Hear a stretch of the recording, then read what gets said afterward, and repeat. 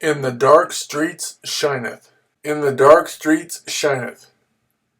Mark chapter 5, verses 1 through 20. They went across the lake to the region of the Gerasenes. When Jesus got out of the boat, a man with an impure spirit came from the tombs to meet him. This man lived in the tombs, and no one could bind him any more, not even with a chain.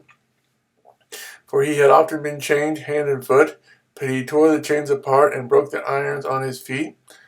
No one was strong enough to subdue him. Night and day among the tombs and in the hills he would cry out and cut himself with stones. When he saw Jesus from a distance, he ran and fell on his knees in front of him. He shouted at the top of his voice, "What do you want with me, Jesus, Son of the Most High God? In God's name, don't torture me." For Jesus had said to him, "Come out of this man, you impure spirit." Then Jesus asked him, "What is your name?" "My name is Legion," he replied, "for we are many." And he begged Jesus again and again not to send them out of the area. A large herd of pigs was feeding on the nearby hillside. The demons begged Jesus, "Send us among the pigs. Allow us to go into them." He gave them permission, and the impure spirits came out and went to the pigs.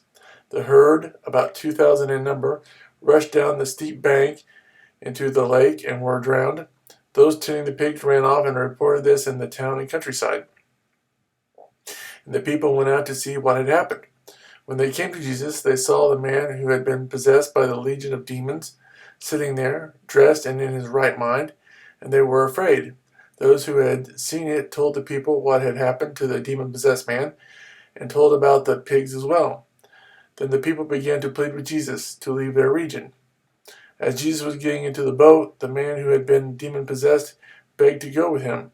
Jesus did not let him, but said, "Go home to your own people and tell them how much the Lord has done for you, and how he has had mercy on you."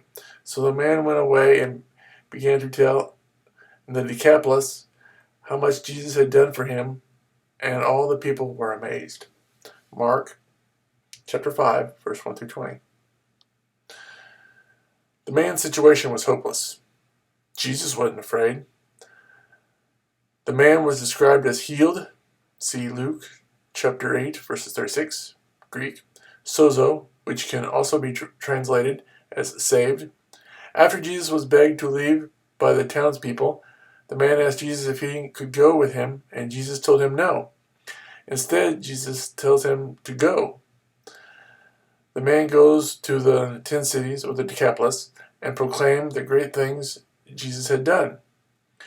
When the lights shine for us and we soak it in, we'll want to show other people the light too. What was the result of this man going? Mark chapter 7, verse 31 through 37, and Matthew chapter 15, verse 29. And the result's very simple. People were amazed, and rightfully so. The takeaway from this is, you can see what Jesus has done for you. Meditate and focus on those things. Write them down if you have to. It might help you to write them down and look at them and consider them, ponder them, and be grateful and say a prayer, thanking the Lord for what he's done for you. Then share what Jesus has done for you with others. That is, after all, the whole purpose of the gospel of Jesus Christ is to be shared with others. So that's in this dark streets it shineth. Talking about Mark chapter 5, verses 1 through 20. Until next time, I'm Randall M. Roos, saying thanks for watching. Have a good day, and may God bless you.